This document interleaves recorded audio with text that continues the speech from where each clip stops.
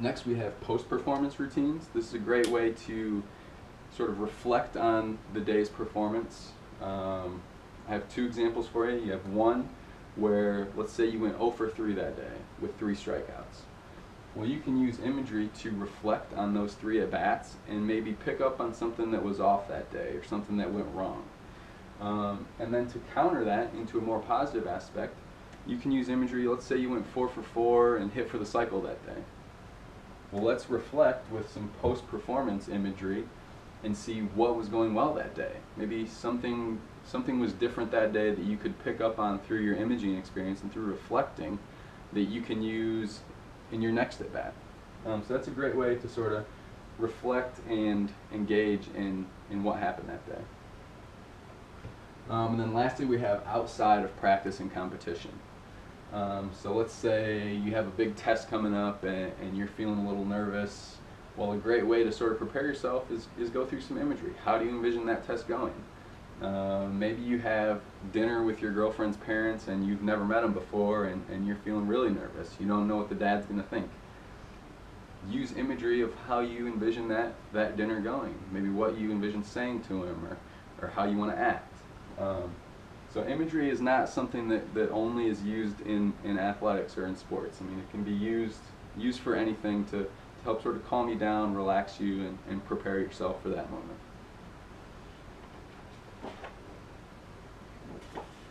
And then lastly, before we move into the imagery script, I just want to touch on some of the common uses, and we've gone over some of them as we've gone through today's lesson. But I really just want to make an emphasis on the ones I have up here on this board here.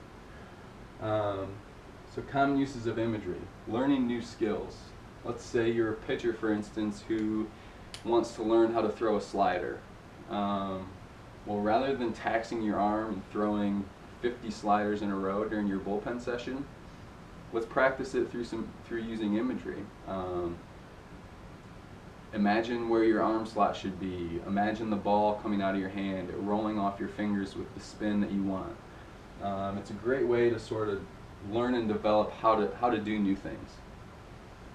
And sort of expanding on that, enhancing skills that are already learned. So using the same example of a pitcher, let's say the pitcher's got a great curveball. Well, rather than go and throw in 60, 70 curveballs in your bullpen session to try to refine your skills, let's work on it through using a little bit of imagery. Building confidence. As we talked about earlier, it's a great way to prepare, envision things that you want to have happen, and by doing so, you're going to build confidence in yourself because it's something you know you can do. Managing nerves. Going back to our example of dinner with your girlfriend's parents. If you can imagine that experience, chances are it's going to have a calming benefit for you. Role-playing challenges. Let's say you haven't been getting playing time lately. You're getting frustrated. You don't understand why. You want to go talk to your coach about it. Well, imagine how that experience is going to go with your coach. Sort of prepare yourself by going through some role-playing. To complement physical practice. Example, maybe you are a baseball player, you live in northern Michigan, during the winter there's a foot of snow on the ground and it's 20 degrees outside. Well, it's not very easy to go out and practice your hitting, so it's a great time to go through some imaging practice. Injury rehab, very important. You can envision how the injury is healing itself, and also you can use that time of, say you're a pitcher that had Tommy John surgery. Use that time that you can't throw to sort of envision yourself going through some practice. As we talked about before, preparation for competition, and then finally improving concentration. If you're imaging something that you want to have happen, chances are it's going to help you to focus when that time actually does come around, and you're going to want to focus a little bit more, concentrate a little bit more on that task at hand so that the outcome is just as you imagined. So those are the common uses. And then the last thing I wanted to touch on before we end today's session is I want to briefly go over an imagery script with you, and after I read it, feel free to evaluate yourself on your imagery skills and what some of your strengths and weaknesses are with your skills. So here's the scenario. Bottom of the ninth, bases loaded, 2 outs. State championships on the line. You hear the announcer call you to the plate. Your heart beats a little faster as you take that first step out of the on-deck circle. Down by a run, the sweat beads drip down your nose onto your lips.